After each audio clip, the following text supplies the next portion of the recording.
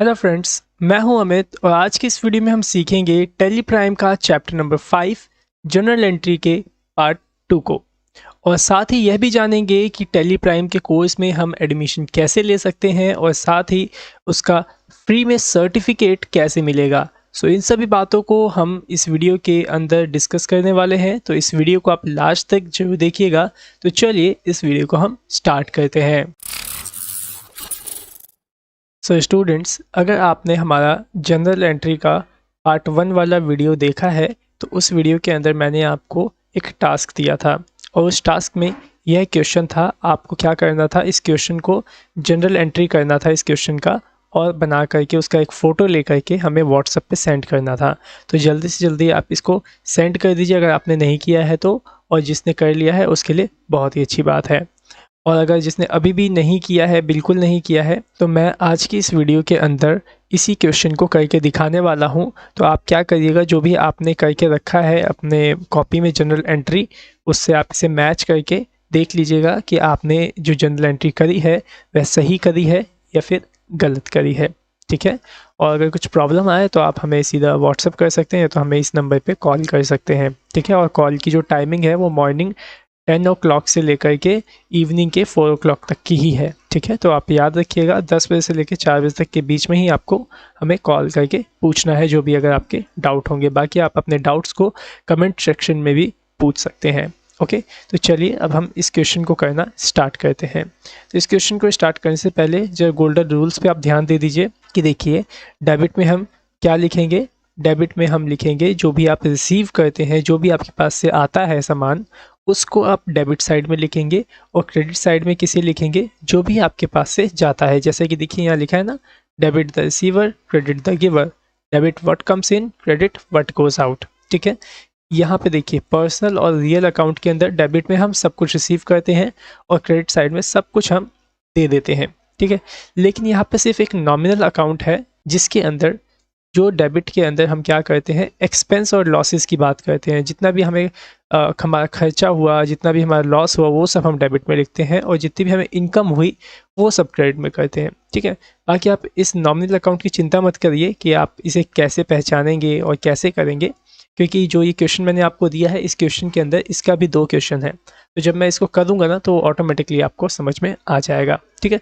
तो बस अभी आप दिमाग में इतना याद रखिए, debit the receiver, credit the giver. मतलब डेबिट में सब कुछ आपके पास आएगा और क्रेडिट में आप सब कुछ दे देंगे। ठीक है। जो भी चीज़ जाएगी वो सब आपके क्रेडिट में जाएगी। बस इतना ही आपको याद रखना है। ओके। तो चलिए अब हम स्टार्ट करते हैं अपनी जनरल एंट्रीज को।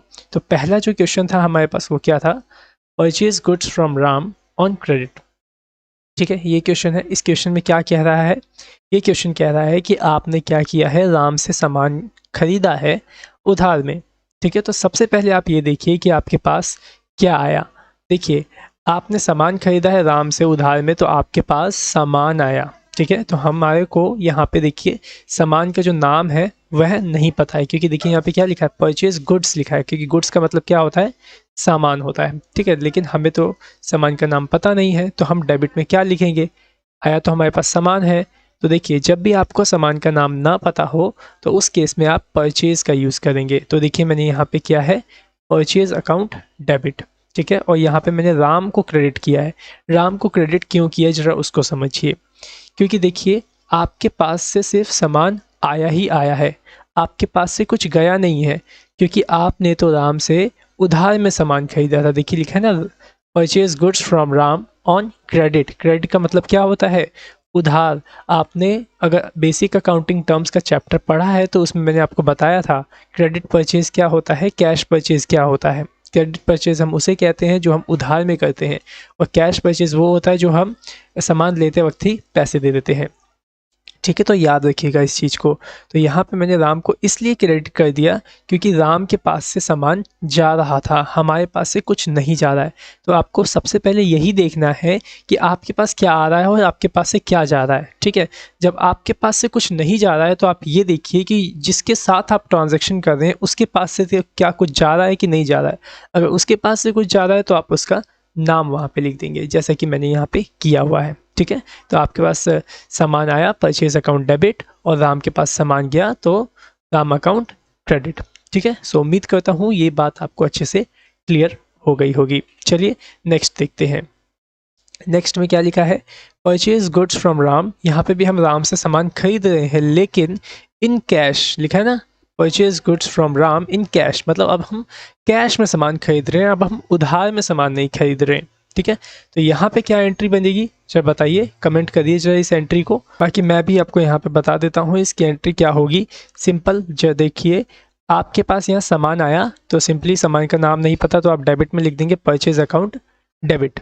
ठीक है, और आपके पास से क्या गया, अब आपके पास से अब कैश गया।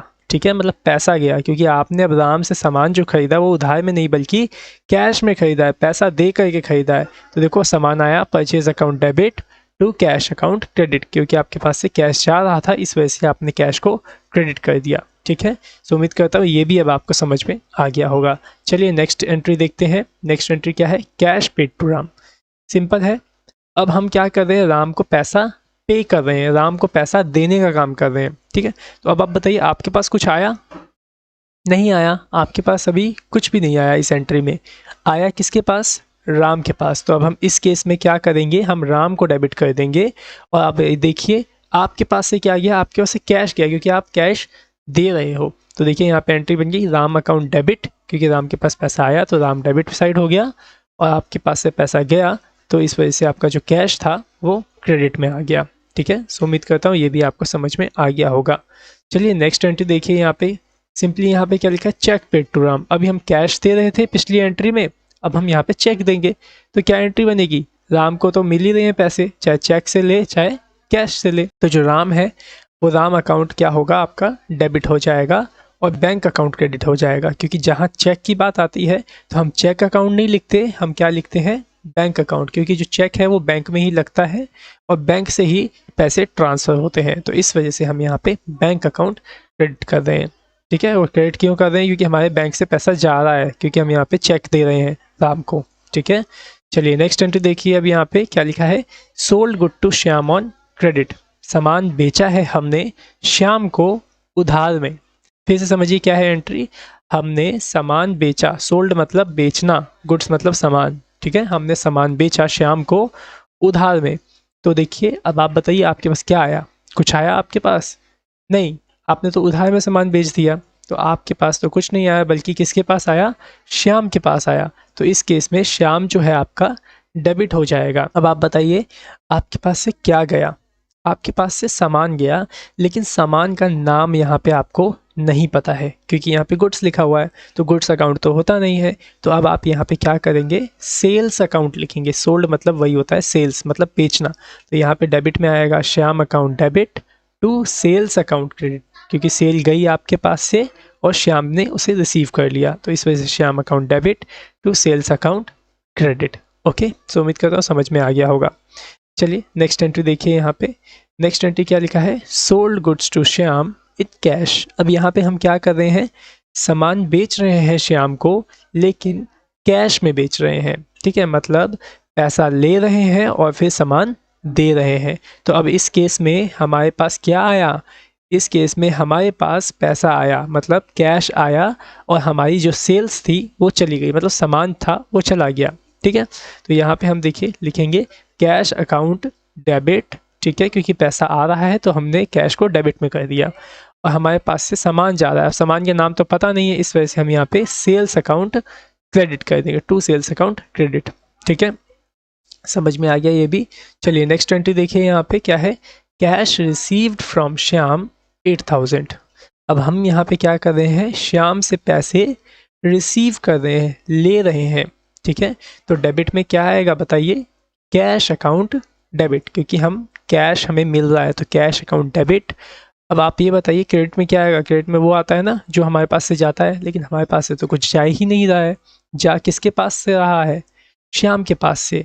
ठीक है, तो आपको यही देखना है कि जब आपके पास से कुछ नहीं जा रहा है तो जिससे आप ट्रांजैक्शन कर रहे हो उसके पास से क्या कुछ जा रहा है, हाँ उसके पास से जा रहा है, तो आप उसका नाम वहाँ पे लिख देंगे। जैसे कि यहाँ देखिए लिखा है ना, कैश अकाउंट डेबिट, हमने कैश रिसीव किया, to Shyam account credit, Shyam के पास से जा रहा है, तो मतलब हमने कैश रिसीव किया श्याम से। इस तरीके से ये आपकी एंट्री बन जाएगी। ओके, उम्मीद करता हूँ समझ में आ रहा होगा, और अगर नहीं आ रहा है, कुछ प्रॉब्लम आ रही है तो आप कमेंट करिए या फिर हमें इस व्हाट्सअप नंबर पे मैसेज कर सकते हैं, कॉल भी कर सकते हैं। चलिए नेक्स्ट एंट्री देखिए, यहाँ पे क्या लिखा है, चेक रिसीव फ्रॉम श्याम। अब हम यहाँ पे क्या कर रहे हैं, चेक रिसीव करने का काम कर रहे हैं। तो क्या चेक अकाउंट होता है? नहीं होता है। तो यहाँ पे हम क्या लिखेंगे, बैंक अकाउंट डेबिट, क्योंकि जो पैसा रिसीव होगा वो कहाँ पे होगा, बैंक में होगा। तो simply bank account debit to Shyam account credit. अब यहाँ पे भी हम कुछ नहीं दे रहे हैं, दे कौन रहा है, श्याम। तो सिंपली हमने श्याम को यहाँ पे क्रेडिट कर दिया है। ठीक है, उम्मीद करता हूँ समझ में आ रहा होगा। चलिए नेक्स्ट एंट्री देखिए, सैलरी पेड इन कैश। अब यहाँ पे हम क्या कर रहे हैं, सैलरी देने का काम कर रहे हैं। और सैलरी हमारे लिए क्या है, देखिए समझिएगा यहाँ पे ध्यान से। अगर आप सैलरी दे रहे हैं, अगर आप कंपनी के मालिक हैं और आप अपने वर्कर्स को सैलरी दे रहे हैं, तो जो सैलरी होगी वह आपके लिए क्या होगी, एक्सपेंस होगी, खर्चा होगी।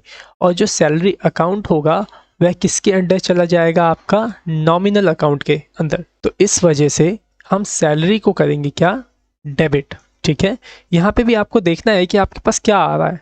तो देखिए आपके पास यहाँ पे तो आ कुछ भी नहीं रहा है, ठीक है, क्योंकि आप पे कर रहे हो, सैलरी पे कर रहे हो। ठीक है, और किसको पे कर रहे हो ये भी यहाँ पे नहीं लिखा हुआ है। ठीक है, तो आप यहाँ पे क्या करेंगे, सैलरी अकाउंट को डेबिट करेंगे, क्योंकि नॉमिनल अकाउंट के रूल जो है आपके गोल्डन रूल्स ऑफ अकाउंटिंग, उसके तहत में क्या लिखा हुआ है, जो भी आपके नॉमिनल अकाउंट में आते हैं, ठीक है, जितने भी खर्चे होते हैं वो सब आप क्या कर दोगे, डेबिट। तो यहाँ पे हम क्या कर रहे हैं, सैलरी अकाउंट डेबिट कर देंगे। और यहाँ पे देखिए आपके पास से क्या गया, कैश आ रहा है, तो सिंपली कैश को आप यहाँ पे क्रेडिट कर देंगे। बस इतना सही था ये। ठीक है, फिर से एक बार समझ लीजिए, सैलरी आपके लिए खर्चा है, और ये जो खर्चा है ये नॉमिनल अकाउंट के तहत में आता है। और आपको मालूम ही है अभी जो गोल्डन रूल्स ऑफ अकाउंटिंग के जो रूल्स हैं, उसके अंदर आपने देखा ही, अभी लिखा हुआ था डेबिट साइड में all expense and losses debit side में, और जितने भी इनकम वगैरह है वो क्रेडिट साइड में। तो यहाँ पे सैलरी हमारे लिए एक्सपेंस थी, इस वजह से हमने यहाँ डेबिट कर दिया, और कैश को क्रेडिट इसलिए किया क्योंकि हमारे पास से कैश जा रहा था। That's it. ठीक है, समझ में आ गया होगा। अब चलिए नेक्स्ट एंट्री देखिए, लास्ट एंट्री है ये, रेंट रिसीव थ्रू चेक। अब देखिए यहाँ पे आपके पास से क्या आया आपके पास रेंट रिसीव हो रहा है चेक के थ्रू। तो यहाँ पे जो पैसा है चेक का वो किसके थ्रू आपको रिसीव हो रहा है, बैंक के थ्रू, क्योंकि आपने रेंट रिसीव किया है चेक के थ्रू। ठीक है, तो यहाँ पे आप क्या करेंगे, बैंक अकाउंट को डेबिट कर देंगे और रेंट अकाउंट को क्रेडिट कर देंगे। ठीक है, अब यहाँ पे रेंट अकाउंट क्रेडिट में क्यों आया, जरा उसको समझिए। यहाँ पे ये जो रेंट अकाउंट है ना आपका, ये नॉमिनल अकाउंट है। ठीक है, और आपने देखा ही होगा नॉमिनल अकाउंट के अंदर जितने भी इनकम एंड गेन्स हैं, जितनी भी आपकी इनकम है वो सब क्रेडिट साइड में ही आती है। तो इस वजह से हमने यहाँ पे रेंट अकाउंट को क्रेडिट साइड में लिखा और बैंक अकाउंट को हमने डेबिट साइड इसलिए लिखा क्योंकि जो भी चीज़ हमें रिसीव होएगी उसे हम डेबिट में ही लिखेंगे। ठीक है, सो उम्मीद करता हूँ ये दोनों एंट्री आपको समझ में आ गई होगी, जो नॉमिनल अकाउंट वाली एंट्री थी। अगर आपको कोई भी इनमें से जो मैंने एंट्री समझाई, अगर कोई एंट्री समझ में ना आई है तो आप हमें कमेंट में पूछ सकते हैं। ओके, और स्टूडेंट्स, जिस नोट्स से मैं आपको पढ़ा रहा हूँ ये नोट्स आप डाउनलोड कर सकते हैं, इसका लिंक आपको डिस्क्रिप्शन में मिल जाएगा। और अगर आपको ये हमारी वीडियो पसंद आई है तो हमारी इस वीडियो को अपने फ्रेंड्स में अभी के अभी शेयर कर दीजिए और नीचे दिया गया लाइक बटन उसे क्लिक कर दीजिए।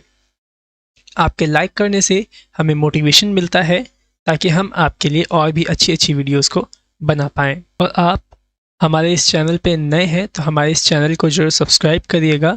और जो ये आप टैली का वीडियो देख रहे हैं इसका एक फुल कोर्स है, और अगर आप ये फुल कोर्स करना चाहते हैं तो इसका जो एडमिशन का लिंक है वह डिस्क्रिप्शन में दिया गया है। और इस कोर्स को करने के बाद आपको फ्री में एक सर्टिफिकेट भी प्रोवाइड किया जाएगा। सो अभी डिस्क्रिप्शन चेक करें एडमिशन लेने के लिए। सो आज की वीडियो में सिर्फ इतना ही। So thanks for watching our video. Have a great day.